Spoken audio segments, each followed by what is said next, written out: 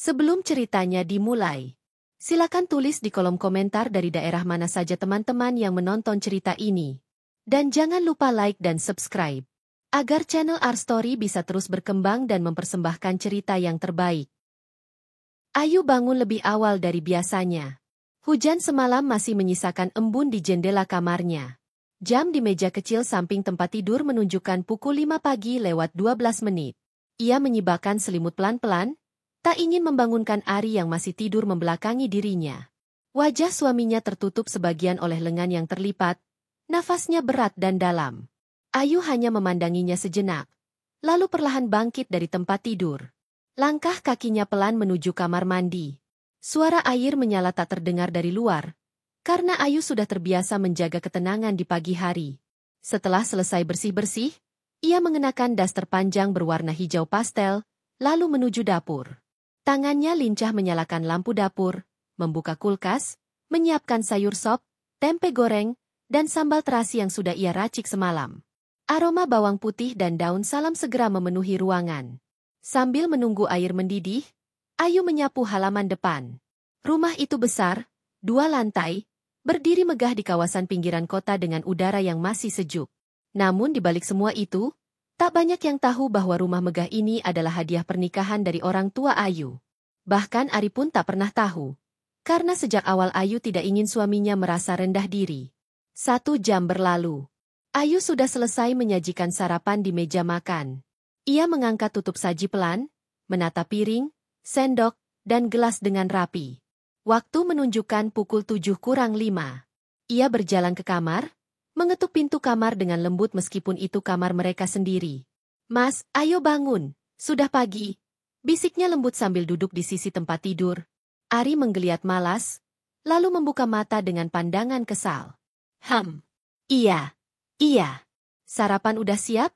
Tanyanya tanpa menatap Ayu. "Sudah, Mas. Aku tunggu di meja ya." Ayu berdiri, kembali ke meja makan dan duduk dengan tangan terlipat di pangkuannya. 15 menit kemudian, Ari muncul. Ia berjalan tanpa senyum, langsung duduk dan mengambil sendok.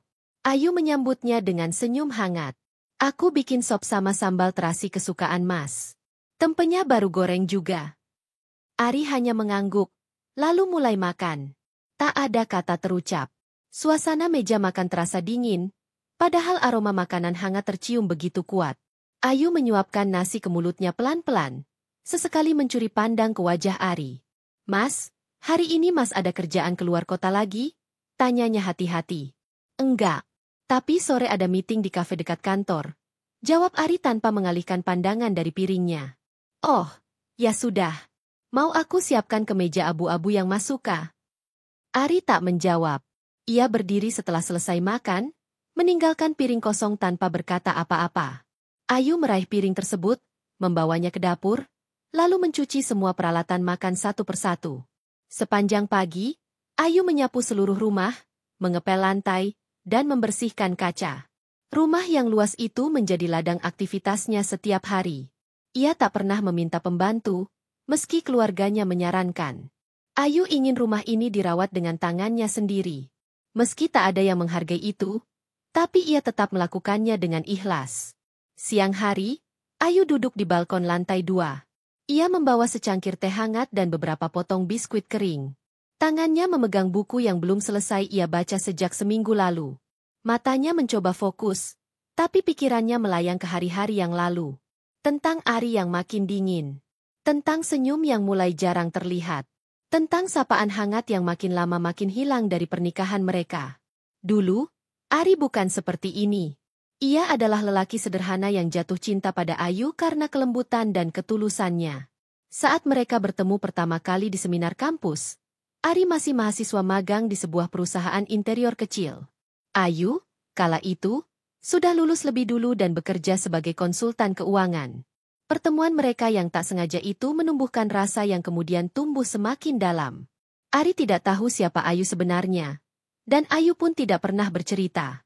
Ayu sengaja menyembunyikan identitas keluarganya demi menjaga hubungan mereka tetap murni.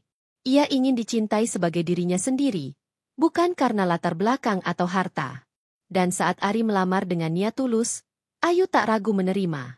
Pernikahan mereka sederhana, namun hangat.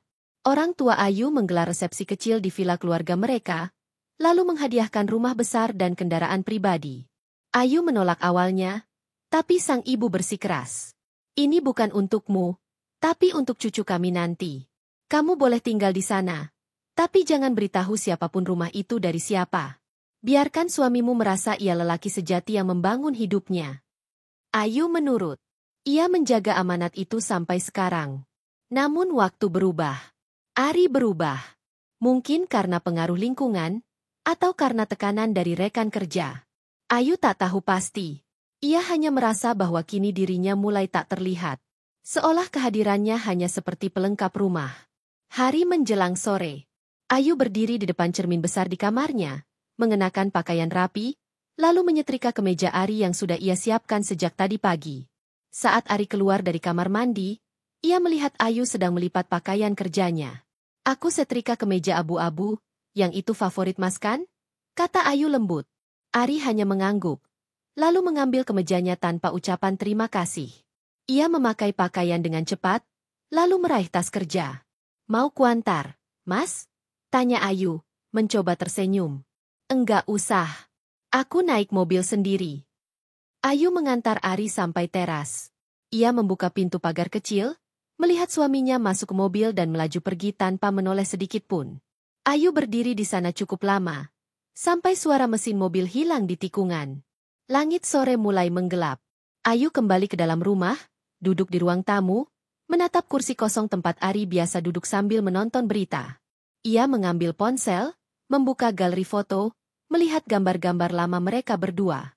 Waktu-waktu penuh tawa, senyum, dan harapan. Tapi kini, semua itu seperti tak pernah ada. Ayu menatap pantulan dirinya di kaca besar ruang tengah. Ia mencoba mencari di mana letak kesalahannya. Apakah ia terlalu membosankan? Apakah karena ia tak berdandan seperti wanita kantoran lainnya? Apakah karena ia tak bisa bicara soal bisnis, saham, atau tren desain rumah seperti perempuan-perempuan yang sering dia lihat di Instagram Ari? Malamnya, Ari pulang lebih dari pukul 10. Ayu sudah menyiapkan makan malam hangat dan duduk menunggu di ruang makan. Saat pintu terbuka, Ayu bangkit berdiri. Mas, sudah makan? Tanyanya lembut. Udah di luar. Sama teman kerja. Ayu hanya mengangguk. Ia tahu maksud kata, teman kerja, itu. Ia tahu, meski tak ingin tahu. Tapi ia tetap tersenyum. Mau teh hangat? Ari hanya berjalan ke kamar tanpa menjawab. Ayu mengambil nampan, mengangkat semua hidangan yang sudah dingin, lalu membawanya ke dapur. Ia tak menangis malam itu. Hatinya sudah terlalu penuh untuk menangis. Di kamar, ia melihat Ari sudah tidur dengan ponsel masih di genggaman. Layarnya menyala, sebuah pesan baru dari kontak bernama, Nia Hati Merah 2. Kamu jangan terlalu capek, ya? Aku udah siapkan kejutan buat kamu nanti. Ayu menatap layar ponsel itu cukup lama, sebelum akhirnya mematikan lampu kamar dan masuk ke tempat tidur dengan punggung menghadap suaminya. Besok pagi, ia akan bangun lebih awal lagi. Ia akan tetap memasak, tetap mencuci, tetap menyambut Ari dengan senyum. Tapi dalam hatinya, perlahan mulai tumbuh sesuatu yang baru. Luka yang belum berdarah, tapi mulai menganga pelan. 3 hari berlalu sejak malam itu. Suasana rumah tetap hening seperti biasa. Ayu tetap menjalani rutinitasnya dengan wajah tenang dan langkah yang teratur. Setiap pagi, ia bangun pukul 5, membersihkan rumah, memasak, menyiapkan pakaian Ari, lalu menunggu suaminya bangun untuk sarapan bersama. Tapi sudah hampir seminggu, Ari tak pernah menyentuh makanan yang disiapkannya. Kadang keluar rumah hanya dengan secangkir kopi, kadang tak sarapan sama sekali. Ayu hanya bisa menatap punggungnya yang menjauh.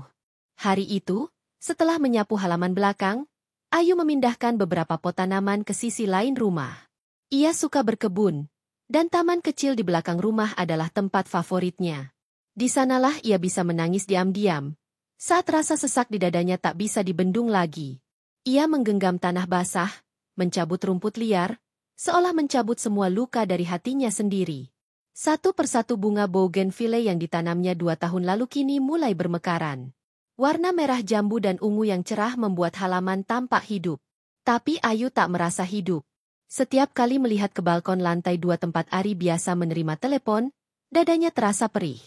Ia pernah melihat Ari berdiri di sana, tertawa kecil sambil berbicara lama lewat ponsel. Dan Ayu tahu, tawa itu bukan untuknya. Saat matahari mulai meninggi, Ayu masuk ke rumah dan mengepel seluruh lantai. Ia tak melewatkan satu sudut pun, bahkan sela-sela kursi tamu pun ia bersihkan dengan sikat kecil. Ia menyetrika pakaian, mencuci semua spray, mengganti sarung bantal, dan memoles meja makan hingga mengilap. Semua dikerjakan sendiri, tanpa keluhan, tanpa bantuan siapapun. Beberapa kali ibunya menelpon, menanyakan kabar. Tapi Ayu hanya menjawab singkat dan selalu mengatakan bahwa semuanya baik-baik saja. Ia tidak ingin orang tuanya khawatir. Ia tidak ingin ibunya tahu bahwa rumah besar yang dahulu dibangun dengan harapan kebahagiaan itu, kini hanya berisi kesepian dan sunyi.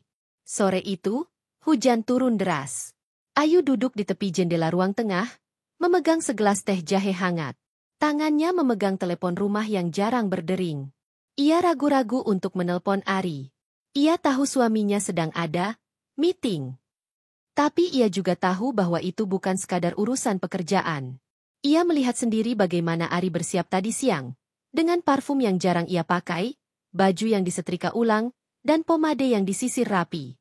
Ayu hanya memandangi tetes air hujan yang membasahi jendela, mencoba menghilangkan bayangan wajah Ari yang tertawa bersama wanita lain. Ia menggigit bibirnya kuat-kuat agar tidak menangis. Ia tahu, sebagai istri, ia seharusnya bertahan. Tapi sebagai manusia, luka itu mulai menggerogoti kewarasannya. Jam 8 malam, pintu depan rumah terbuka. Ari pulang. Rambutnya agak basah, jaketnya basah oleh gerimis.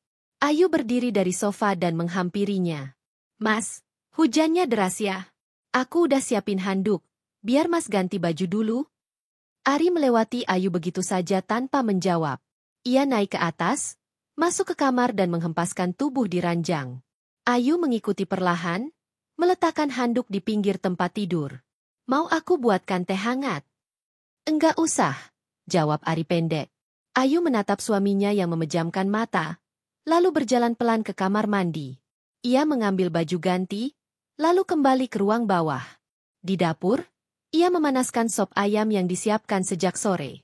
Bau sedap dari kaldu ayam kampung memenuhi udara. Ia menambahkan sambal, tahu goreng, dan kerupuk di piring. Makan malam disajikan kembali di meja. Tapi seperti sebelumnya, Ayu kembali duduk sendiri. Sendok itu hanya menari di tangannya, tanpa benar-benar masuk ke mulutnya. Suara hujan makin deras. Angin meniup tirai-tirai panjang ruang tengah hingga bergoyang pelan. Ayu menatap kursi kosong di depannya, berharap suaminya akan turun dan bergabung. Tapi sampai makanannya dingin, Ari tetap tak muncul. Malam itu, Ayu duduk lama di ruang tamu. Ponselnya berdering, nama ibu muncul di layar. Ia menjawab dengan suara datar. "Ibu, aku baik kok. Enggak usah khawatir. Ari juga baik." "Iya, rumahnya bersih, tanamannya tumbuh bagus." "Iya, aku masak setiap hari." Ari makan, kadang ya, kadang enggak. "Enggak apa-apa, Bu. Aku senang ngurusin semuanya sendiri." "Ya udah, salam buat Bapak." "Ya, aku juga kangen. Nanti aku sempatin pulang." Setelah panggilan berakhir, Ayu bersandar. Kepalanya nyeri. Ia tahu ibunya pasti curiga, tapi ia tetap menjaga agar air matanya tak terdengar lewat telepon. Ia ingin menjadi istri yang kuat, tapi batas kesabaran dalam dirinya mulai mengikis sedikit demi sedikit. Keesokan harinya, Ayu kembali menjalankan rutinitas. Tapi hari itu, ia sempat berhenti di depan cermin cukup lama. Ia melihat dirinya sendiri. Wajahnya mulai pucat, matanya sayu. Rambut yang dulu sering ia sisir rapi kini lebih sering dikuncir asal-asalan. Daster yang ia kenakan mulai lusuh. Ia sadar, dirinya mulai kehilangan diri sendiri. Tapi untuk siapa ia berdandan? Untuk Ari yang bahkan tak mau memandangnya? Ia membuka lemari, mengeluarkan setelan sederhana berwarna biru muda. Ia memakai bedak tipis, sedikit lip balm, dan menyisir rambutnya dengan pelan. Hari itu ia ingin terlihat lebih rapi. Bukan untuk siapa-siapa, tapi untuk dirinya sendiri. Ia butuh melihat dirinya tetap pantas, Meski di mata suaminya mungkin tak berharga lagi. Siang hari, Ayu pergi ke minimarket. Ia membeli beberapa bahan makanan dan keperluan rumah tangga. Saat berdiri di kasir, ponselnya berbunyi. Sebuah pesan dari nomor tidak dikenal masuk. Ari makan siang di kafe sentral bareng cewek cantik. Kamu kemana? Senang. Ayu terdiam. Tangannya gemetar memegang ponsel. Ia tak membalas pesan itu. Ia hanya membayar belanjaan, lalu keluar dari toko dengan langkah pelan. Di parkiran, ia duduk di jok motor cukup lama. Dadanya sesak. Ia tahu mungkin ada orang yang sengaja ingin menyakitinya. Tapi ia tak ingin emosi. Ia pulang dengan tenang. Sesampainya di rumah, Ayu mengunci pintu, meletakkan semua belanjaan, lalu duduk di lantai dapur.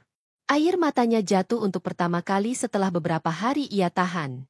Ia menangis dalam diam, menggenggam daster yang basah oleh air mata. Ia tak menjerit, tak mengeluh, hanya menunduk dengan bahu berguncang pelan. Beberapa jam kemudian, ia berdiri. Mengambil kain pel dan mulai mengepel kembali lantai yang sudah bersih. Ia membersihkan rak piring, mengelap jendela, bahkan menyikat keramik kamar mandi. Ia bekerja tanpa berhenti, seolah ingin menghapus semua rasa sakit dengan kegiatan fisik. Malam itu, Ari pulang lebih awal. Tapi tetap tak bicara. Ia langsung menuju kamar. Ayu menyusul, membawakan handuk dan baju tidur. Mas, aku masakin ikan bakar. Sambelnya kayak yang Mas suka dulu. Ari membuka ponsel, membalas pesan, lalu memalingkan wajah. Ayu hanya menatap punggungnya. Ia tak ingin bertanya apa-apa lagi malam itu. 2 minggu terakhir, Ari pulang makin malam. Tak pernah lagi menyentuh masakan Ayu, tak sekalipun bertanya kabar atau memberi tatapan hangat. Pagi hari, ia berangkat kerja dengan tergesa-gesa.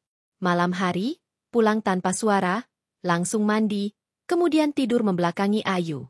Bahkan pada malam-malam tertentu, ia baru pulang menjelang dini hari, dengan alasan lembur atau rapat proyek. Ayu tak lagi banyak bertanya. Ia tetap menunaikan tugas rumah tangga seperti biasa. Menyiapkan sarapan, merapikan pakaian, dan memastikan semua rapi sebelum Ari bangun. Tapi hatinya seperti tanah yang terus diguyur hujan, pelan-pelan terkikis, hingga tak ada lagi kekuatan untuk menahan aliran luka. Hari itu, Ayu sedang menyapu ruang tamu saat suara pintu pagar terbuka. Ia menengok dari balik jendela dan melihat Ari turun dari mobil, diikuti oleh seorang wanita muda yang asing. Wanita itu mengenakan gaun ketat selutut, sepatu hak tinggi, dan membawa tas mahal yang terlihat mencolok. Wajahnya dihias riasan tebal, bibirnya merah menyala, dan rambut panjangnya digerai ke satu sisi bahu. Senyumnya lebar, dan tangannya menggamit lengan Ari dengan akrab. Ayu terpaku. Penyapunya terhenti di tengah ruangan. Ari masuk lebih dulu, membuka pintu dengan wajah datar. Ayu berdiri kaku di tengah ruangan. Beberapa detik kemudian, wanita itu menyusul masuk dan langsung melihat sekeliling rumah dengan pandangan menilai. Wah, rumahnya lumayan besar juga ya, ucap wanita itu sambil melirik Ayu dari ujung kepala hingga kaki. Ari mendesah pendek. Ayu, ini Nia, teman kerja. Dia bantuin proyek interior kantor. Ayu menelan ludah, lalu tersenyum kaku. Selamat datang, Mbak Nia. Nia hanya mengangguk tanpa senyum. Ia berjalan ke sofa dan duduk seolah sudah terbiasa. Tangannya membuka ponsel dan mulai bermain-main sendiri. Sementara Ari menuju ruang belakang tanpa berkata sepatah kata pun lagi pada Ayu. Ayu masih berdiri di tempat yang sama, tidak tahu harus berbuat apa. Akhirnya ia kembali ke dapur, mengambil gelas, menuang jus jeruk dingin, lalu membawanya ke ruang tamu. Mbak, silakan minum dulu. Maaf kalau seadanya. Nia menerima gelas itu tanpa menatap Ayu. Ia langsung meneguknya, lalu menaruh kembali di atas meja dengan bunyi keras. Agak asam ya. Tapi ya sudahlah, mendingan daripada nggak ada, katanya santai. Ayu hanya tersenyum kecil dan kembali ke dapur. Di sana, ia menutup wajah dengan kedua tangannya. Napasnya mulai tak teratur, tapi ia menahannya. Ia kembali keluar dan menghindari ruang tamu. Lebih baik menyibukkan diri di lantai atas daripada mendengar suara tawa kecil Nia yang terdengar menggoda dari ruang bawah. Beberapa jam kemudian, Ayu mendengar suara langkah kaki naik tangga. Ia melihat Ari masuk ke kamar dan mengambil beberapa dokumen di meja kerjanya. Mereka udah selesai? Tanyanya pelan. Belum. Aku mau ambil berkas. Mas, kalau perlu makan, aku udah siapin di meja. Nggak usah repot, potong Ari cepat. Nia tadi bawa makanan dari luar. Ayu mengangguk lagi. Kalau gitu, aku bikin teh hangat ya. Jangan, Ayu. Udah cukup. Jangan terlalu ikut campur. Ucapan itu menghantam dadanya lebih keras dari apapun. Ayu hanya bisa membalas dengan diam. Ari turun lagi, dan tak lama kemudian ia mendengar tawa Nia kembali memenuhi rumah. Tawa yang tak pernah lagi ia dengar dari mulut suaminya sendiri. Malamnya, setelah Nia pulang, Ari kembali ke kamar. Ia langsung membuka laptop dan menyibukkan diri. Ayu berdiri di depan meja rias, menyisir rambutnya yang setengah basah. Ia ingin mengajak Ari bicara. Ingin bertanya apa yang sebenarnya terjadi. Tapi belum sempat ia buka mulut, Ari sudah lebih dulu berkata, "Besok Nia mau datang lagi. Tolong jangan terlalu banyak bicara di depan dia. Fokus aja sama kerjaan rumah." Ayu menoleh pelan. Kerjaan rumah?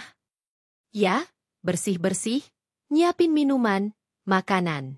Seperti yang biasa kamu lakukan. Aku istri, Mas. Bukan pembantu. Ari menutup laptopnya dengan suara keras. Kalau kamu tahu dirimu istri, kenapa kamu nggak bisa jaga penampilan? Nia itu tahu cara bicara, tahu cara tampil, tahu gimana buat aku nyaman. Kamu terlalu kampungan. Lihat dirimu. Pantas aja aku gak betah di rumah. Ucapan itu seperti pisau tajam yang menancap di ulu hati Ayu. Tapi ia tetap berdiri tegak, tak mengeluarkan air mata. Ia hanya mengangguk perlahan, lalu menuju ranjang, membaringkan tubuhnya dalam diam. Keesokan harinya, Nia datang lagi. Kali ini dengan membawa beberapa kain contoh dan desain di dalam map besar. Ia mengenakan rok pendek dan blus ketat, duduk bersila di sofa ruang tengah sambil membuka laptop. Ayu menyuguhkan teh dan kue, lalu hendak kembali ke dapur. Tapi Nia memanggilnya.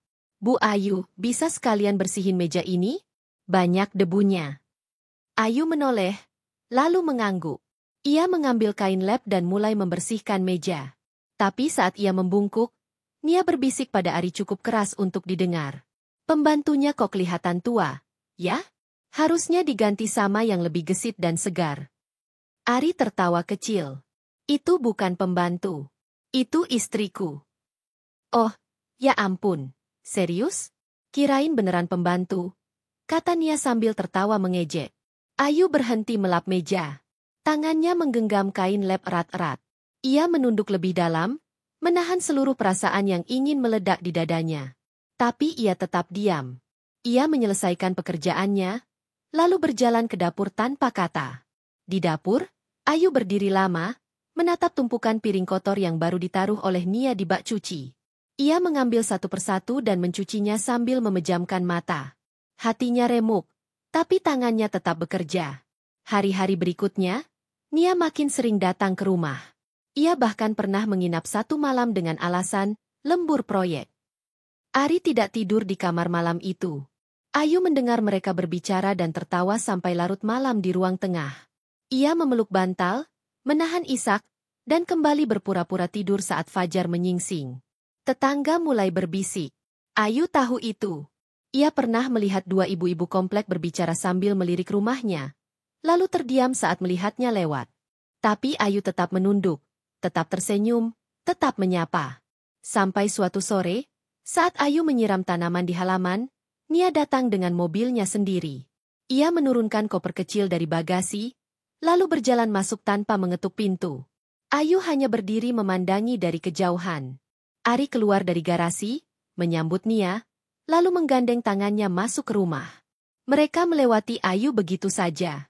Setelah pintu tertutup, Ayu meletakkan selang air, lalu berjalan pelan masuk rumah. Di ruang tengah, koper Nia tergeletak. Sepatu hak tinggi berserakan. Tas mewah ditaruh sembarangan di kursi. Ayu menghela napas panjang. Hari itu, ia menyiapkan makan malam seperti biasa. Tapi tidak ada yang duduk di meja. Ari dan Nia makan di balkon, sambil menikmati cahaya matahari sore yang mulai redup. Ayu berdiri di dapur, mendengarkan tawa mereka, mencium aroma makanan yang ia masak sendiri disantap oleh wanita yang merebut suaminya. Dan di saat itulah, untuk pertama kalinya dalam hidupnya, Ayu berkata dalam hati, "Cukup. Aku tidak akan diam selamanya." Hari itu, suasana rumah yang biasanya hangat terasa berbeda.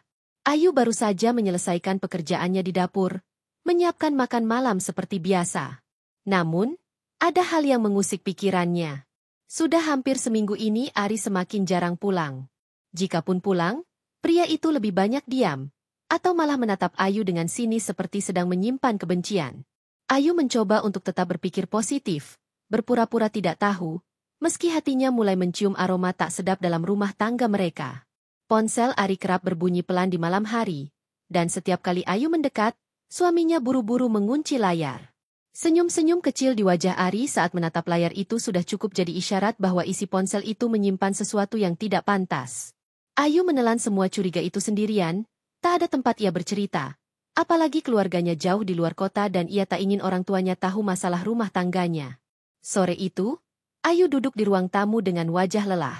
Ia menatap foto pernikahan mereka yang tergantung di dinding. Terlihat dirinya mengenakan kebaya putih dengan senyum bahagia. Sementara Ari berdiri di sampingnya dengan wajah bangga. Foto itu kini hanya menyisakan luka. Ia menghela napas pelan, merasa bodoh karena pernah mencintai seseorang yang kini bahkan tak menghargainya sebagai istri. Tak lama kemudian, suara mesin mobil terdengar di halaman. Ayu bangkit dan berjalan ke pintu. Ketika pintu terbuka, matanya langsung membelalak. Ari turun dari mobil sambil tertawa dengan seorang wanita muda berpenampilan mencolok. Wanita itu mengenakan baju ketat, rok mini, dan riasan mencolok. Di tangan Ari, terlihat sebuah tas belanjaan bermerek yang tampaknya baru saja mereka beli. "Oh, kamu di rumah, ya?" ucap Ari dengan nada datar. "Bagus. Sekalian kamu yang angkatin belanjaan kami ini. Biar kamu ada kerjaan sedikit selain ongkang-ongkang di rumah." Ayu mengernyit. "Ini siapa, Mas?" Wanita di samping Ari langsung menyeringai. Ini yang namanya Ayu? Istrimu yang katanya kerjaannya cuma di dapur itu, ya?" Nggak nyangka sih. Kamu tahan juga hidup sama yang begini, Ari?" katanya sambil tertawa mengejek. Ayu memandang suaminya, menanti penjelasan. Tapi yang ia dapatkan hanyalah cibiran. "Udah, jangan lihat-lihat dia kayak gitu. Mulai sekarang, kamu urus rumah aja. Jangan ikut campur urusan luar. Aku lagi pengin bahagia. Dan kamu? Ya, kamu cuma pembantu di rumah ini. Bener kan, Lala?" Ari melirik wanita itu dengan tatapan manja. Ayu diam. Tubuhnya seperti tersambar petir. Ia tahu Ari berubah, tapi tak pernah menyangka sampai sejauh ini. Dihina, direndahkan, dan kini, disandingkan dengan wanita lain secara terang-terangan. Bahkan diposisikan sebagai pembantu di rumahnya sendiri. Lala masuk ke rumah dengan santai, langsung duduk di sofa sambil mengangkat kakinya. "Bersih juga nih rumah. Cocok sih kalau Ayu kerja jadi pembantu. Keterampilan dapurnya juga bagus loh." Tadi Ari cerita. Ayu menunduk, mengepal tangannya di balik baju. Hatinya terbakar, bukan karena rasa cemburu, tapi karena penghinaan. "Apa kalian pikir ini rumah milik kalian?" Suara Ayu pelan, nyaris tak terdengar. Tapi Ari dan Lala hanya tertawa. "Ya jelas ini rumah aku dong. Aku yang kerja siang malam buat cicilan rumah ini. Kamu pikir uang dari mana?" "Hah?" bentak Ari. Ayu menatapnya. Dalam diam, ia menyimpan satu rahasia besar.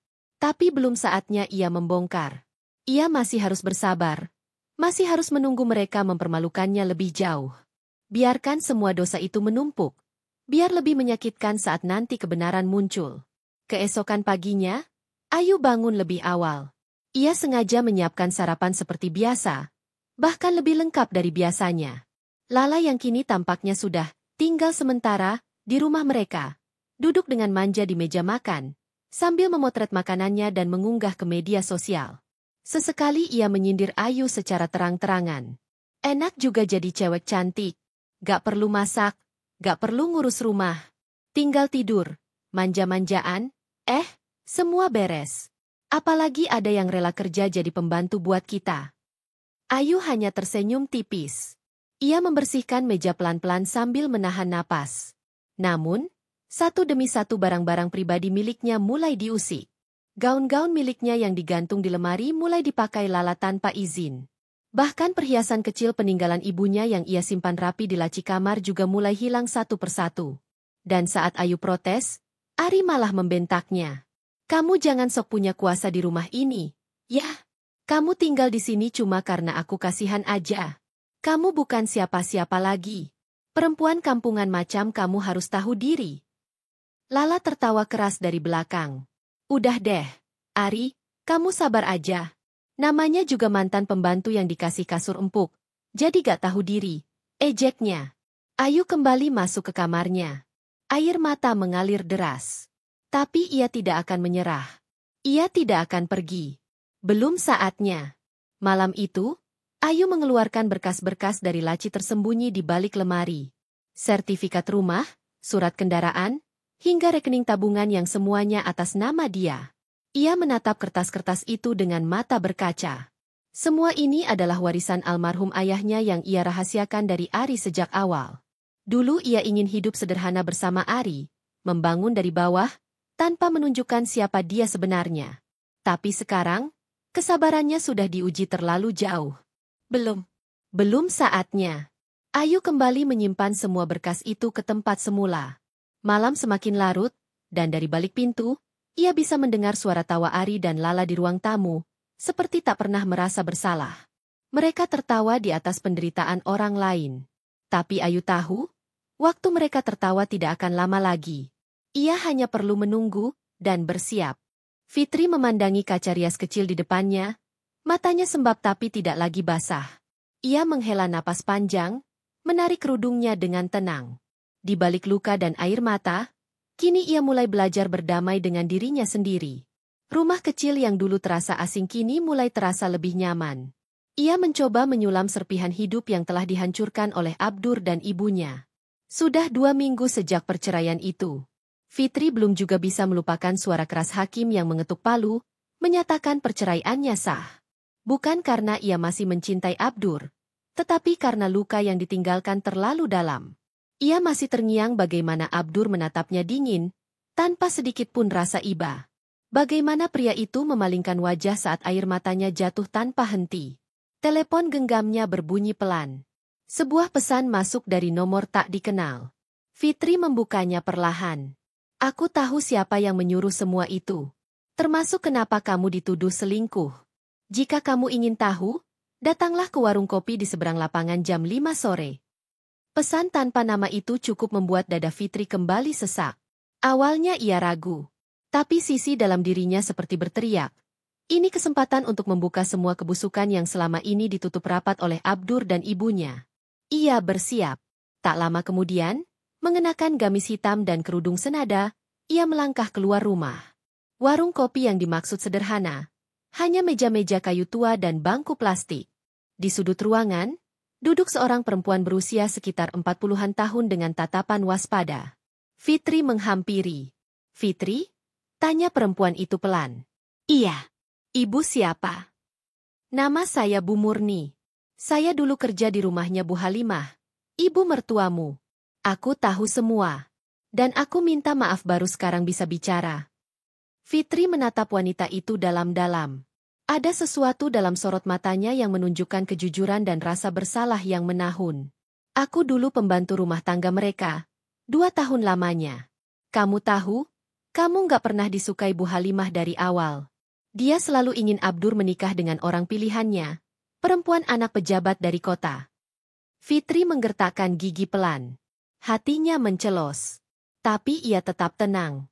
Lalu kenapa Abdur tetap memilih menikah denganku? Karena waktu itu Abdur benar-benar mencintaimu. Tapi Bu Halimah tak pernah berhenti mencari celah. Bahkan setelah kamu hamil, ia tetap menyusun rencana agar kamu diceraikan suatu hari nanti.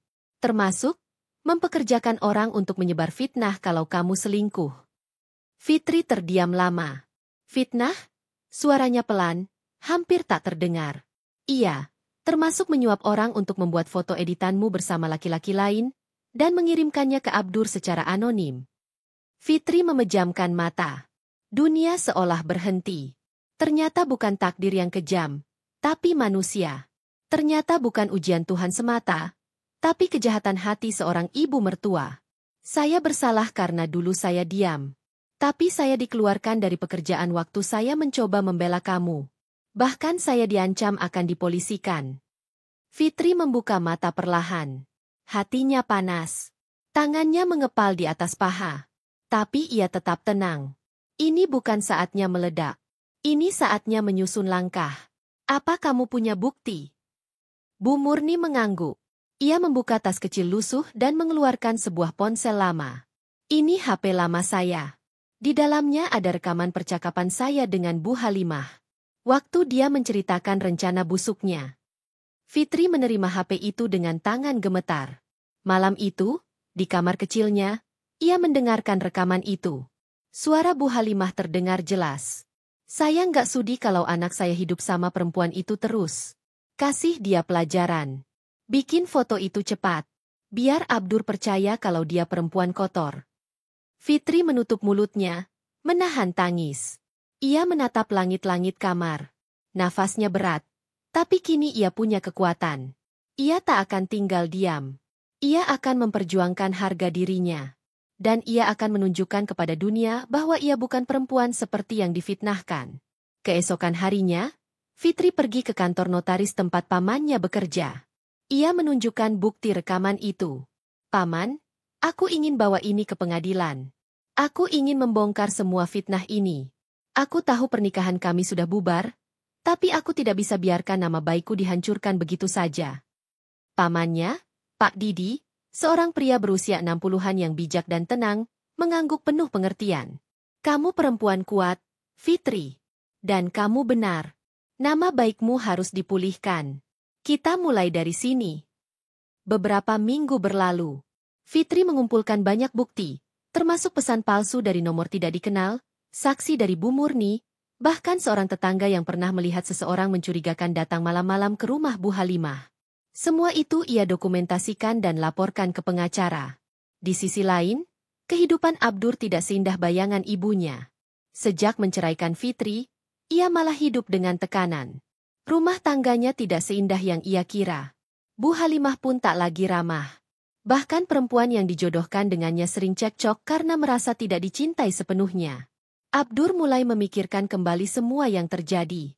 Ia mulai teringat bagaimana Fitri dulu begitu sabar, begitu tulus. Ia mulai merindukan suara lembutnya di pagi hari, makanan hangat di atas meja, bahkan senyumnya yang dulu selalu membuatnya merasa tenang. Tapi semuanya terlambat. Suatu malam, Abdur pulang dengan wajah kusut. Ia mendapati ibunya sedang duduk di ruang tamu. Bu, aku mau tanya sesuatu. Dulu, waktu kita cerai, ibu beneran percaya Fitri selingkuh? Bu Halimah memalingkan wajah. Tangannya mengepal. Kenapa kamu tiba-tiba tanya itu? Ada yang datang ke kantorku tadi. Dia bilang semua itu fitnah. Bahkan katanya, ada rekaman suara ibu. Plah, tamparan dari Bu Halimah membuat Abdur terdiam. Wanita itu berdiri, wajahnya merah padam. Kalau kamu mulai percaya sama orang lain daripada ibumu sendiri, kamu gak usah anggap aku ibu lagi. Abdur menatap ibunya lama. Kali ini, ia melihat sisi ibunya yang belum pernah ia lihat selama ini. Kejam, manipulatif, dan tidak peduli pada kebahagiaan anaknya. Ia bangkit dan masuk ke kamar. Malam itu, ia tak bisa tidur. Sementara itu, Fitri terus melangkah maju. Ia mulai membuka usaha kecil-kecilan menjahit di rumah. Pelanggannya mulai banyak karena hasilnya rapi dan pelayanannya ramah. Ia mulai dikenal di lingkungan barunya sebagai perempuan kuat yang pantang menyerah. Suatu hari, saat ia sedang mengantarkan hasil jahitan ke pelanggan, sebuah mobil berhenti di depan rumahnya. Dari dalam keluar Abdur. Fitri mematung. Tangannya gemetar. Tapi ia tetap berdiri tegak. Abdur mendekat. Wajahnya terlihat lebih kurus. Matanya cekung. Ia berdiri beberapa langkah di depan Fitri. Aku minta maaf, katanya pelan. Fitri tak menjawab. Hanya memandangi wajah itu dengan tenang. Aku baru tahu semuanya. Tentang ibuku. Tentang fitnah itu. Aku merasa bersalah. Aku kehilangan kamu, dan sekarang aku sadar aku kehilangan semuanya. Fitri tersenyum kecil, tapi bukan senyum bahagia. Lebih seperti senyum dari seseorang yang sudah melewati banyak badai. Kamu datang sekarang setelah semuanya hancur. Setelah aku dipojokkan, dihina, diceraikan, diseret keluar dari rumah, dan kamu diam. Bahkan tak sekalipun bertanya apa aku baik-baik saja. Aku benar-benar salah. Aku cuma ingin kamu tahu aku nyesel. Fitri mengangguk pelan. Penyesalanmu tidak akan mengembalikan harga diriku yang sudah diinjak-injak. Tapi terima kasih, karena setidaknya kamu jujur. Sekarang pergilah. Kita sudah memilih jalan masing-masing. Abdur ingin bicara lagi, tapi Fitri sudah membalikkan badan. Ia masuk rumah dan menutup pintu pelan. Di balik pintu, ia menghela napas panjang. Ada perih, tapi juga ada lega. Ia sudah berdamai dengan masa lalu. Dan kini, ia tak akan menoleh ke belakang lagi. Fitri memandangi berkas-berkas yang berserakan di atas meja ruang tamu kontrakan kecilnya. Sinar matahari sore yang menerobos dari sela-sela gorden tipis menyinari wajahnya yang mulai kurus. Tubuhnya lelah, tapi matanya tetap menyala. Ia duduk bersimpuh di lantai, di antara tumpukan dokumen-dokumen penting. Sertifikat rumah, surat warisan dari almarhum ayahnya, dokumen kepemilikan aset, dan juga surat nikahnya dengan Rizky. Tangannya gemetar saat menyentuh surat nikah itu. Kenangan demi kenangan kembali mengalir ke kepalanya. Dahulu, saat mereka menikah, Fitri adalah gadis sederhana yang mencintai Rizky dengan tulus. Ia percaya cinta bisa mengalahkan segalanya. Tapi kini, cinta itu telah berubah menjadi luka yang tak berdarah. Luka yang terus menganga karena pengkhianatan, penindasan, dan fitnah dari orang-orang yang dulu ia sebut keluarga. Fitri menarik napas panjang. Ia membuka laci kecil di samping meja dan mengeluarkan sebuah foto lama. Foto dirinya bersama ayahnya yang sudah meninggal. Pria tua itu mengenakan sorban putih dan tersenyum penuh kebanggaan. Fitri memandangi foto itu lama, lalu tersenyum getir. Ayah, Fitri akan buktikan, anakmu ini tidak selemah yang mereka kira. Pikirannya kemudian melayang pada kejadian beberapa minggu lalu, saat dia secara tidak sengaja menemukan bukti bahwa rumah yang sekarang ditempati Rizky bersama ibunya adalah milik almarhum ayahnya. Rumah yang dulu ia tinggali sebelum diusir secara kasar. Bukti itu datang dari surat warisan asli yang sempat ia titipkan pada sahabat ayahnya, Pak Darso. Pak Darso, seorang pensiunan notaris, tahu betul betapa jahatnya ibu Rizky dan pernah memperingatkan ayah Fitri untuk menyimpan surat itu dengan aman. Saat Fitri datang menangis padanya, Pak Darso menyerahkan surat itu dan berkata dengan suara mantap, "Kau berhak, nak. Ini milikmu, bukan milik mereka." Fitri tak membuang waktu. Ia mulai menyusun rencana secara diam-diam. Ia tahu, membalas dengan amarah akan membuatnya tampak sama seperti mereka. Tapi membalas dengan kekuatan hukum, itu adalah keadilan. Ia pergi ke pengacara yang dulu menjadi sahabat ayahnya juga. Pak Rendra, nama pengacara itu, langsung mengenal Fitri begitu melihat wajahnya. "Putri Pak Rahmat? Astaga, kamu sudah dewasa sekarang," ucapnya sambil menatapnya prihatin. Fitri hanya tersenyum, tapi matanya berkaca-kaca. Ia menceritakan semuanya. Bagaimana ia diusir, difitnah, bahkan ditampar dan diludahi oleh mertua dan suaminya. Bagaimana harta peninggalan ayahnya perlahan-lahan dirampas oleh orang-orang yang dulu berjanji akan menjaganya. Pak Rendra mengangguk serius. Ia membaca satu persatu dokumen yang dibawa Fitri. "Kau masih punya hak legal atas rumah itu. Bahkan, berdasarkan warisan ini, seharusnya rumah itu tak boleh dijual tanpa sepengetahuanmu. Kau punya kekuatan hukum, Fitri." Fitri terdiam. Tangan kirinya mengepal pelan di atas rok panjangnya. "Kalau begitu, aku ingin mengajukan gugatan balik." Dan sejak hari itu, Fitri mulai bergerak. Ia mengajukan gugatan ke pengadilan, menyewa pengacara, dan menyiapkan semua bukti. Ia tidak memberitahu siapapun. Bahkan tetangganya pun tidak tahu apa yang sedang ia rencanakan. Sementara itu, di rumah Rizky, suasana sudah tidak setenang dulu. Rizky mulai sering marah-marah tak jelas. Bisnisnya mulai goyah karena masalah keuangan. Sejak harta milik Fitri tak lagi mengalir ke rumah itu, kehidupan perlahan berubah. Ibu Rizky, yang dulu bisa bersantai setiap hari sambil menonton sinetron dan memaki-maki menantunya, Kini harus mulai memasak sendiri dan bahkan kadang mencuci baju dengan tangannya sendiri. Hidup kok makin sengsara, ya? Keluhnya suatu sore, saat listrik di rumah sempat diputus karena menunggak tagihan. Rizky hanya mendesah sambil menatap layar ponsel. Ia memandangi saldo rekeningnya yang makin menipis. Dulu, saat masih bersama Fitri, dia tak perlu khawatir soal uang. Tapi kini, dia bahkan harus pinjam dari temannya untuk bayar cicilan motor. Kalau tahu gini, kenapa aku ceraiin si Fitri, sih? Gumamnya tanpa sadar. Ucapan itu membuat ibunya langsung menatapnya tajam. Kamu jangan menyesal, Rizky. Perempuan kayak Fitri itu nggak tahu diri. Dasar nggak tahu terima kasih. Sudah dikasih tempat tinggal, malah ngelawan. Rizky hanya diam. Hatinya mulai goyah. Apalagi setelah ia dengar desas-desus bahwa Fitri kini dekat dengan seorang pengusaha muda yang kaya dan berpengaruh di kota. Tidak hanya itu, kabar bahwa Fitri akan menggugat balik mereka mulai terdengar di telinga tetangga. Awas kamu, Rizky, ucap seorang tetangga saat mereka bertemu di warung. Kamu pikir dia nggak bisa bangkit? Fitri itu anak Pak Rahmat. Orang kaya yang semua orang dulu segani di kampung ini. Kamu kira dia bodoh? Rizky tertawa kecil. Tapi tawanya hambar. Di dalam hatinya, dia mulai merasa panik. Beberapa hari kemudian, surat panggilan dari pengadilan datang. Rizky membacanya dengan tangan gemetar. Ibu Rizky meraihnya dan membaca keras-keras. Permohonan gugatan atas hak milik dan harta gonogini oleh Fitri binti Rahmat. Ibu Rizky terdiam. Wajahnya memucat. Tangannya bergetar saat meletakkan surat itu di meja. Ini Fitri. Dia mau gugat kita? Bisiknya tak percaya. Rizky langsung berdiri dan membanting gelas di meja. Kurang ajar. Perempuan itu berani-beraninya. Kamu harus balas. Harus kamu ajarin, Rizky, ucap ibunya dengan suara melengking. Namun, Rizky hanya bisa duduk lemas. Untuk pertama kalinya, ia merasa tak berdaya.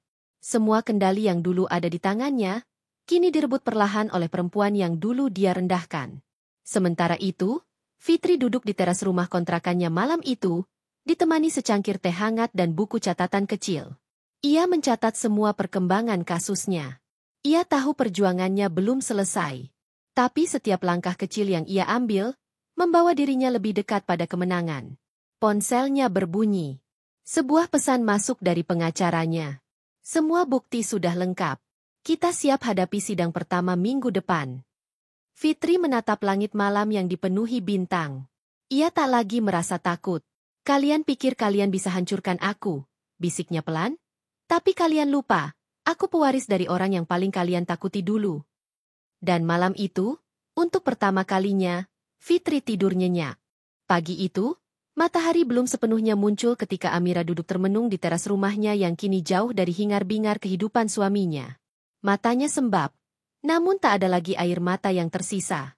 Tangannya menggenggam secangkir teh hangat yang tak disentuh, hanya sekadar pengalihan agar pikirannya tak terus-terusan terikat pada luka yang ditinggalkan oleh Bimo dan Rani. Telepon genggamnya berdering. Sebuah nomor tak dikenal. Halo? Suara Amira pelan dan serak. Bu Amira? Saya dari rumah sakit. Kami ingin mengonfirmasi. Rani dirawat di ruang UGD semalam. Kami mendapat nomor ibu dari data darurat yang dicantumkan, ucap seorang perawat di seberang. Jantung Amira berdegup. Kenapa saya harus tahu soal itu? Tanyanya tajam, meski dalam hati ada gejolak aneh. Ia tahu, meskipun dibenci, meskipun disakiti, rasa peduli kadang tak bisa begitu saja dihilangkan. Karena, pasien mengalami syok berat, dan menyebut nama ibu beberapa kali saat setengah sadar. Jelas perawat itu pelan. Amira tak berkata apa-apa. Ia menutup telepon tanpa memberi jawaban. Hatinya kacau. Namun kali ini ia menolak menjadi orang yang selalu datang ketika yang lain sedang sekarat, hanya untuk dibuang lagi ketika mereka sudah kuat berdiri. Beberapa jam berlalu. Amira memutuskan untuk tetap diam, sibuk dengan pekerjaannya dan membenahi ruang kerja pribadinya. Ia sudah memulai proyek barunya bersama perusahaan kosmetik lokal dan berniat menyalurkan sebagian keuntungannya untuk Yayasan Perempuan Korban KDRT dan Perselingkuhan. Saat sedang menulis laporan keuangan, seseorang mengetuk pintu. Amira membukanya dan mendapati Vina, sahabatnya, berdiri dengan napas memburu. Ami, Kamu udah tahu Rani coba bunuh diri. Di hotel tempat mereka nginap bareng Bimo. Berita gosip online udah ramai. Bahkan ada videonya Bimo nangis-nangis bawa Rani ke rumah sakit. Vina menunjukkan layar ponselnya. Amira menatap layar itu tanpa ekspresi. Di sana terlihat Bimo yang lusuh, rambut acak-acakan, menggendong tubuh Rani yang lemas. Di sekeliling mereka banyak kerumunan orang. Beberapa merekam dengan ponsel, beberapa mencoba membantu. Dulu aku pernah ada di posisi itu. Tapi nggak ada yang menolongku seperti dia, gumam Amira. Vina menatap Amira dengan prihatin. Kamu mau ke rumah sakit? Setidaknya tahu kondisinya. Amira menggeleng. Untuk apa? Aku sudah terlalu sering mengorbankan diri buat mereka. Biarkan mereka rasakan sakit yang dulu mereka berikan padaku. Namun hatinya tidak sepenuhnya tenang. Malam itu, ia tak bisa tidur. Kenangan akan hari-hari saat Rani masih adik yang manja, yang selalu bercerita padanya soal cowok-cowok SMA, terlintas kembali. Tapi semua hancur saat Rani memilih menusuknya dari belakang. Keesokan harinya, ponsel Amira berdering lagi. Kali ini dari nomor yang ia kenal. Amira, aku mohon, temui aku. Hanya sebentar.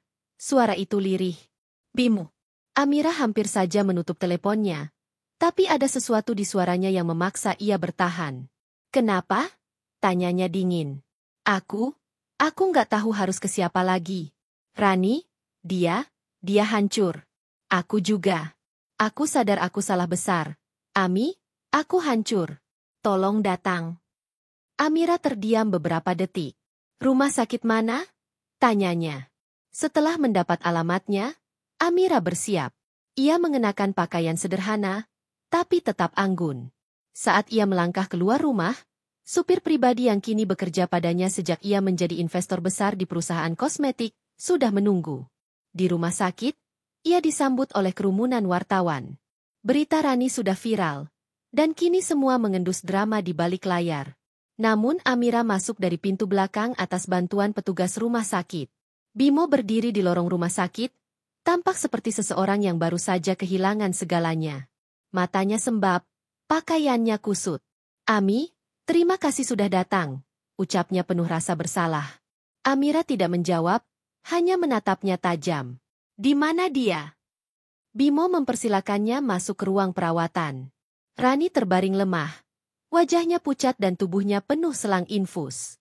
Saat melihat Amira, air mata langsung membanjiri pipinya. Kak, aku minta maaf. Suaranya lirih. Hampir tak terdengar. Amira berdiri mematung. Tubuhnya gemetar menahan amarah, tapi juga perih. Kenapa? Ran? Kenapa kamu lakukan semua ini?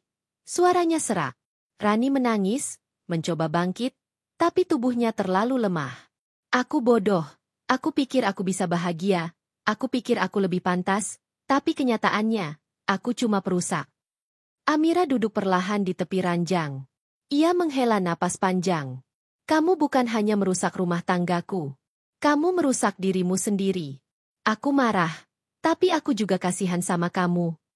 Rani memejamkan mata. Air matanya mengalir terus. Aku cuma mau bilang, aku nggak akan lagi hidup dalam dendam. Tapi aku juga nggak akan pernah bisa memaafkan kamu sepenuhnya. Dan kamu harus hadapi konsekuensinya. Bukan dari aku, tapi dari hidup. Amira berdiri. Ia melirik Bimo yang berdiri lesu di sudut ruangan. Kamu juga. Kamu hancurkan segalanya demi nafsu sesaat. Kamu pikir kamu hebat? Sekarang rasain. Aku sudah bukan Amira yang dulu. Jangan pernah datang lagi minta simpati. Hancurmu bukan tugasku buat benahi. Tanpa menoleh lagi, Amira keluar dari ruang perawatan. Ia berjalan tegak, langkahnya pasti. Wartawan berkerumun, tapi ia tetap diam. Beberapa kamera menangkap senyumnya yang tenang, tapi tegas. Senyum yang lahir dari luka yang dalam, namun tak membuatnya hancur. Di dalam mobil, ia membuka ponsel dan menghubungi asistennya. Hubungi tim media. Kita percepat peluncuran kampanye kosmetik, perempuan kuat, bulan ini. Dan pastikan Rani dan Bimo tidak pernah punya akses ke proyek-proyek sosial kita. Aku ingin brand kita bersih dari orang-orang munafik. As you wish, Bu Amira, sahut asistennya. Mobil melaju. Amira bersandar, menatap keluar jendela. Di balik luka yang masih membekas, ada kekuatan baru yang tumbuh dalam dirinya. Ia tahu, kisahnya belum selesai. Tapi ia akan pastikan akhir ceritanya bukan tentang dikhianati, tapi tentang bangkit dan membuat semua orang menyesal telah meremehkannya. Hari itu langit Jakarta terlihat mendung. Awan kelabu menggantung seolah menandakan badai besar akan segera turun. Fitri duduk di sebuah ruangan rapat yang sunyi di lantai paling atas gedung perusahaannya. Matanya menatap kosong ke arah jendela kaca besar, sementara jemarinya menggenggam cangkir kopi yang sudah sejak tadi tak disentuh. Di hadapannya, sejumlah dokumen perceraian dan berkas hukum lainnya berserakan di atas meja. Semuanya merupakan bukti langkah besar yang baru saja ia ambil. Namun bukan itu yang membuatnya terdiam. Bukan pula fakta bahwa ia berhasil menjatuhkan Abdur secara hukum dan harta. Tapi karena di dalam hatinya, masih tersisa luka yang belum sepenuhnya sembuh. Rasa kecewa dan pengkhianatan yang selama ini ia pendam akhirnya meledak. Dan kini, setelah semuanya terjadi, hanya sunyi yang tersisa. Pintu ruangan terbuka pelan. Sekretaris pribadinya, Dita, masuk membawa sebuah map berwarna merah dan sebuah amplop coklat besar. Bu Fitri, ini hasil laporan investigasi lanjutan. Termasuk catatan transaksi keuangan dari Abdur dan Mira selama 2 tahun terakhir. Fitri menoleh pelan. Tatapannya tajam namun tenang. Ia mengangguk, lalu mengambil map itu dan membuka isinya perlahan. Setiap halaman yang ia baca, menguatkan semua kecurigaannya. Ternyata bukan hanya pengkhianatan asmara yang dilakukan oleh Abdur, tapi juga penggelapan dana dari salah satu anak perusahaan miliknya yang selama ini dipegang oleh Abdur. Luar biasa, gumam Fitri pelan, suaranya nyaris tak terdengar. Dita memandangnya dengan ragu, apa ibu akan melanjutkan tuntutan pidana? Fitri menutup map itu dan meletakkannya di atas meja. Akan kubiarkan dia bebas untuk sekarang. Aku ingin dia hidup dalam rasa malu yang berkepanjangan. Harta bisa dia cari, tapi nama baik dan harga diri, itu yang sudah hilang dan takkan pernah bisa dia dapatkan kembali. Sore itu, Fitri berdiri di balkon kantornya. Angin sore mengibarkan kerudungnya lembut, dan dari ketinggian itu, ia melihat dunia dengan cara berbeda. Bukan lagi sebagai perempuan yang tersakiti, melainkan sebagai seorang perempuan yang telah memenangkan peperangan paling kejam dalam hidupnya. Di tempat lain, Abdur duduk di atas bangku taman. Penampilannya jauh dari dulu, kemeja lusuh, celana yang tak disetrika, dan wajah kusam tanpa semangat. Mira, yang dulu begitu membanggakan penampilannya, kini duduk di sebelahnya dalam keadaan yang lebih mengenaskan. Matanya sembab, rambutnya kusut, dan tubuhnya tampak kurus tak terurus. Kita harus bagaimana, Mas? Tanya Mira dengan suara lemah. Abdur menunduk. Aku sudah coba cari kerja. Tapi semua menolak. Mereka tahu siapa aku. Mereka tahu aku penggelap, pengkhianat, dan lelaki tidak tahu diri. Mira memejamkan mata. Ia tahu benar bagaimana harga dirinya kini sudah hancur. Dulu, mereka bersenang-senang di balik kesengsaraan Fitri. Tapi kini, semuanya terbalik. Dunia seolah berbalik melawan mereka. Harta sudah ludes. Rumah telah dijual. Kendaraan pun telah digadaikan. Kini mereka tinggal di sebuah kamar kos sempit di pinggiran kota. Malam itu, Abdur terjaga dari tidurnya karena suara tangisan Mira. Ia menoleh dan mendapati perempuan itu duduk di sudut kamar dengan tubuh menggigil. Aku gak kuat lagi hidup kayak gini, Mas. Dulu aku bisa beli apapun, kemanapun aku mau. Sekarang aku bahkan malu keluar rumah. Semua orang meludah saat lihat aku lewat. Abdur tak menjawab. Ia hanya menatap langit-langit dengan mata kosong. Di dalam hatinya, ia tahu bahwa semua ini adalah akibat dari keserakahan dan kebodohannya sendiri. Ia telah mengabaikan istri yang setia dan tulus, demi godaan sesaat dan janji-janji palsu yang diberikan Mira. Dan kini, semuanya hancur. Sementara itu, Fitri tak tinggal diam. Ia terus mengembangkan perusahaannya, membuka lapangan pekerjaan untuk para perempuan yang senasib dengannya. Ia membentuk komunitas Perempuan Bangkit, sebuah wadah bagi para janda, korban KDRT, dan perempuan yang disia-siakan untuk belajar, berkembang, dan menjadi mandiri secara ekonomi. Setiap malam, ia mengadakan pertemuan daring dengan para anggota komunitasnya. Di sana, Ia memberikan motivasi, pelatihan bisnis, dan bahkan bantuan modal. Bagi Fitri, hidupnya kini memiliki tujuan yang jauh lebih besar dari sekadar balas dendam. Namun dunia tak pernah benar-benar sepi dari kejutan. Suatu hari, saat Fitri tengah memberikan pelatihan kepada para anggota barunya di sebuah aula pertemuan, salah satu staf keamanan menghampirinya dan berbisik, "Bu, ada seseorang yang memaksa ingin bertemu. Mengaku mengenal ibu secara pribadi. Namanya Abdur." Ruangan seketika hening. Fitri membeku sejenak, lalu menoleh perlahan. "Biarkan dia masuk," ucapnya dingin. Beberapa menit kemudian, Abdur muncul di depan pintu aula.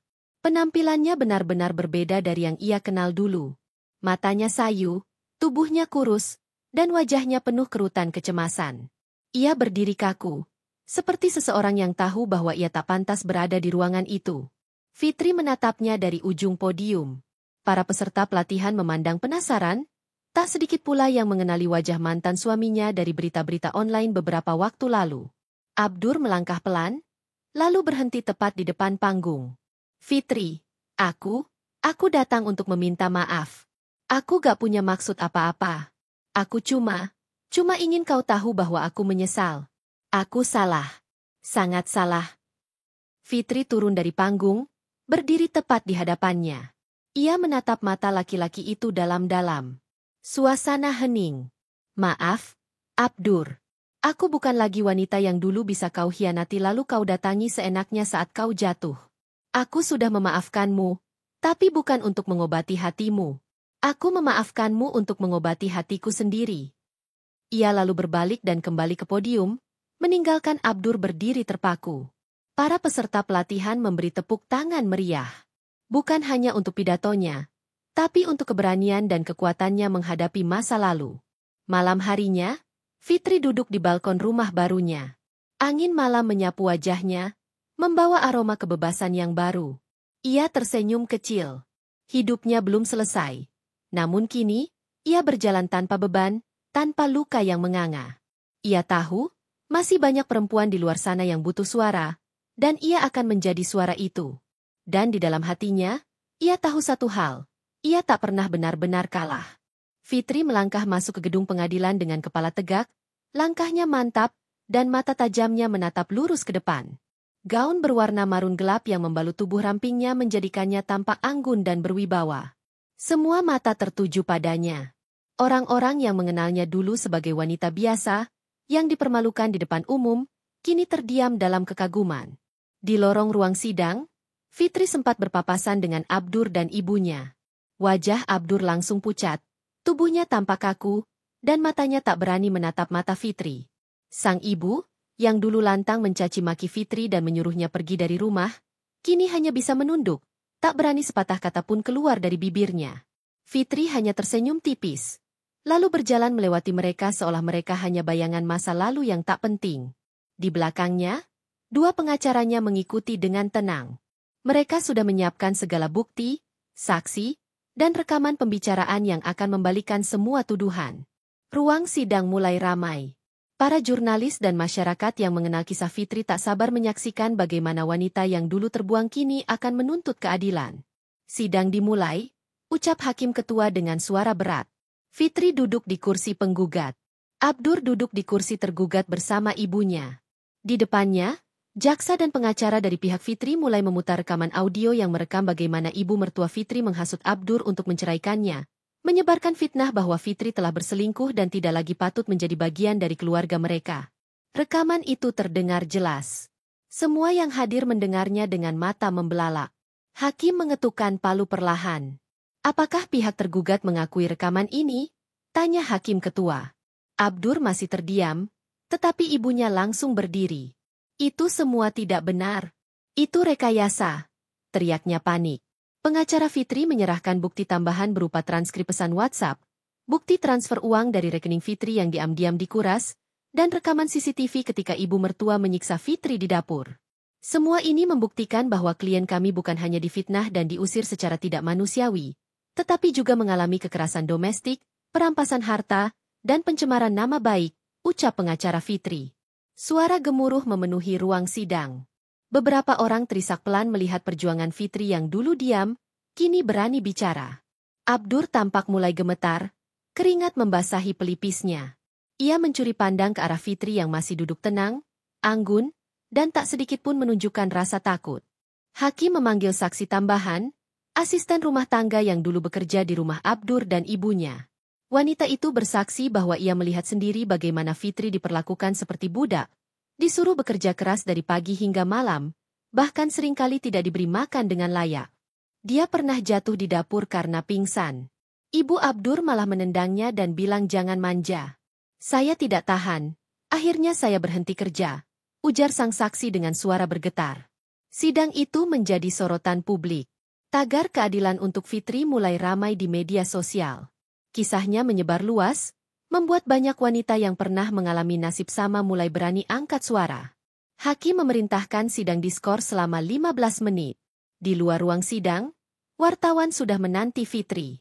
Bu Fitri, bagaimana perasaan Anda setelah semua bukti dikeluarkan di depan umum? Fitri hanya tersenyum singkat. Saya hanya ingin keadilan, bukan dendam. Saat ia kembali ke ruang sidang, suasana makin tegang. Hakim kembali duduk dan mulai membacakan kesimpulan awal dari sidang sementara. Berdasarkan bukti yang telah disampaikan, dan kesaksian yang diberikan, pengadilan melihat adanya pelanggaran hak-hak kemanusiaan terhadap saudari Fitri. Majelis Hakim akan melanjutkan persidangan ini dengan proses penyelidikan lanjutan terhadap tuduhan pencemaran nama baik dan perampasan hak waris. Fitri mengangguk pelan. Ia tahu perjuangannya belum selesai, tapi setidaknya satu tahap besar telah dilewatinya. Setelah sidang selesai, Fitri keluar dari gedung pengadilan, diiringi sorotan kamera dan tatapan kagum dari orang-orang. Di parkiran, seorang wanita tua menghampirinya.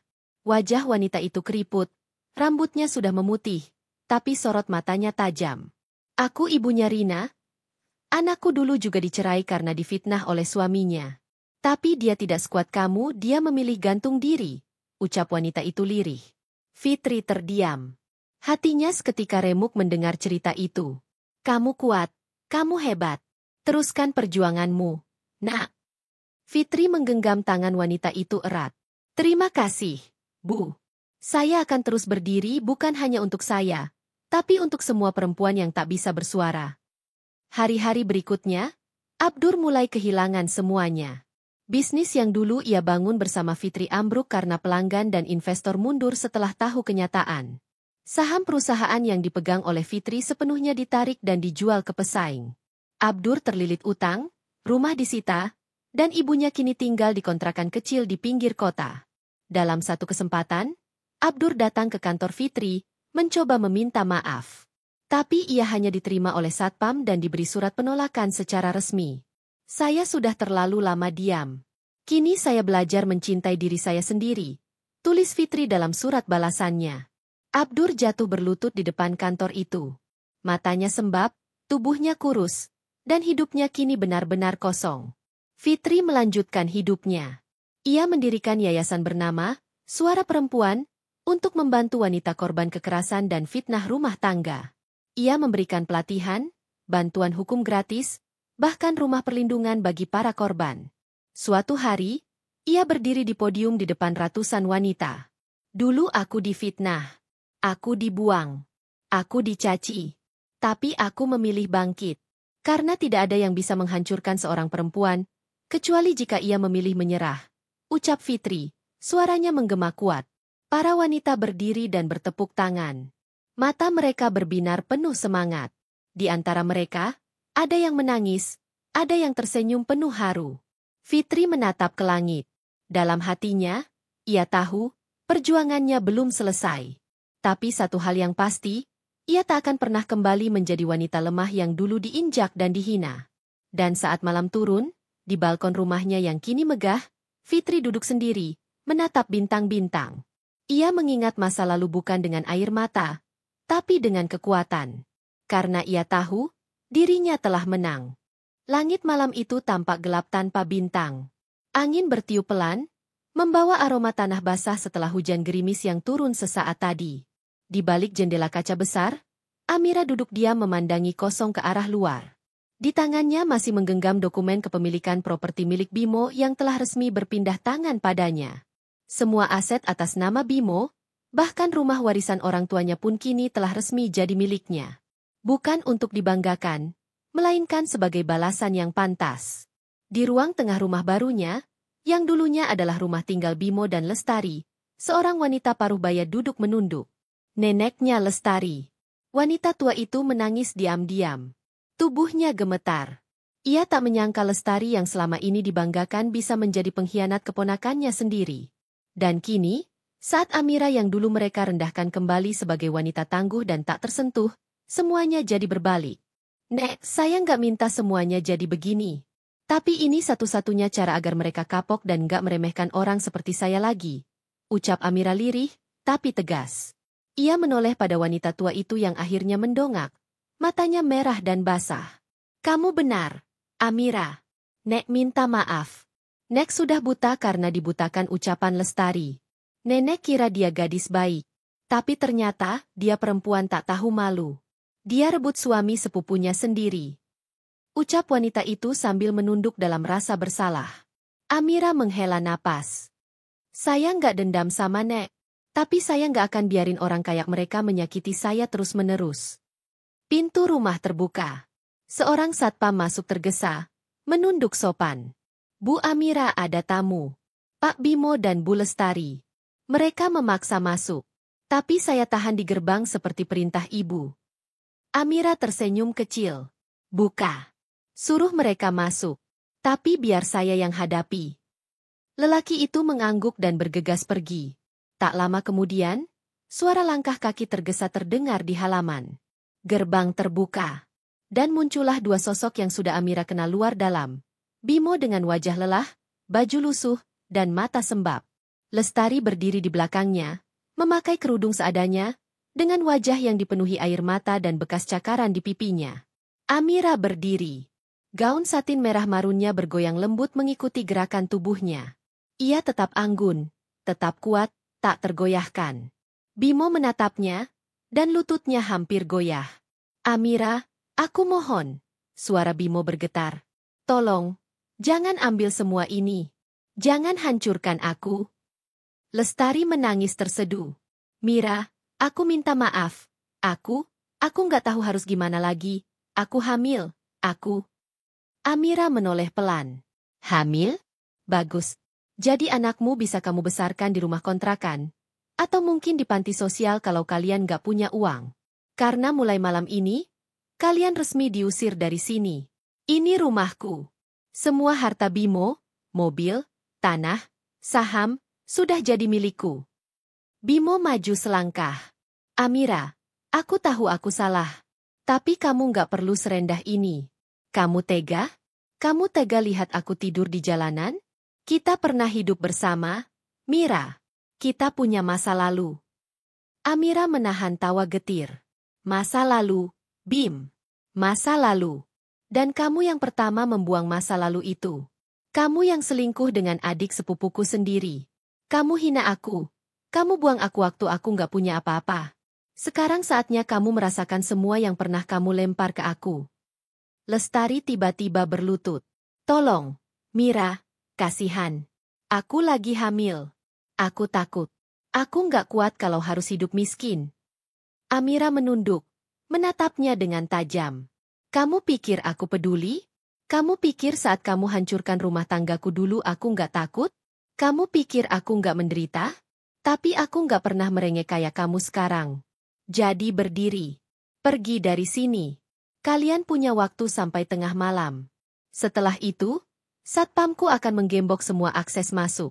Dan kalian akan masuk daftar hitam di perusahaan manapun yang terhubung denganku. Bimo terdiam. Lestari menangis lebih keras. Tapi tak ada satupun dari mereka yang bisa membantah. Semuanya sudah sah, resmi, dan terlambat untuk dibalikan.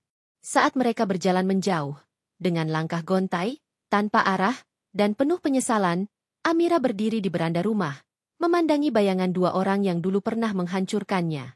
Kini mereka yang runtuh. Handphone Amira bergetar.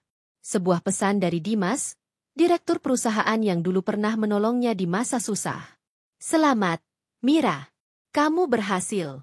Hari ini nama kamu resmi jadi wanita terkaya ketiga di kota ini. Bangga bisa pernah bantu kamu dulu. Amira mengetik balasan singkat. Terima kasih. Saya tak akan lupakan semua yang pernah bantu saya. Tapi juga tak akan biarkan yang menyakiti saya lolos tanpa balasan. Malam itu, Amira berdiri sendirian. Namun hatinya tak lagi hampa. Ia telah melewati badai. Dan kini ia berdiri di atas puing-puing masa lalu yang sudah ia bangun ulang dengan kekuatannya sendiri.